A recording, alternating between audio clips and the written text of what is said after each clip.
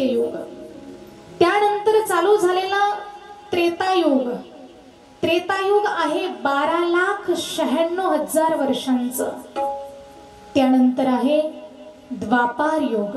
द्वापार युग आहे 8,64,000 वर्षांचं. आणि आत्ताचं जे चालू असणारं जे कलियुग आहे, हे कलियुग आहे 4,32,000 वर्षाचं. पण सत्ययुगामध्ये लोक किती वर्ष आयुष्य जगत होते? 1,00,000 वर्ष आयुष्य जगत होते. पुढे जाऊन त्रेतायुग चालू झालं. त्रेतायुगामध्ये 1,00,000वरचा 1 शून्य कमी झाला. किती राहिले?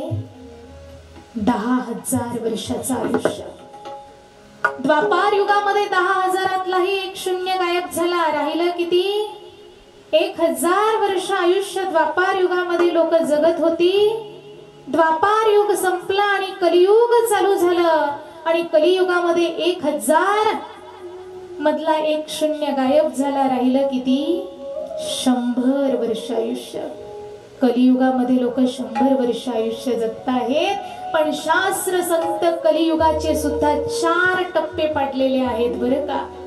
4 टप्पे आहेत कलियुगाचे.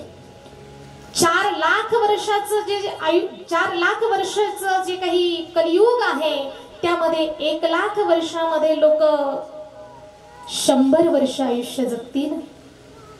त्यानंतर 2,00,000 वर्ष कलियुगाचे झाले की लोक 50 वर्षामध्येच गतप्राण होतील.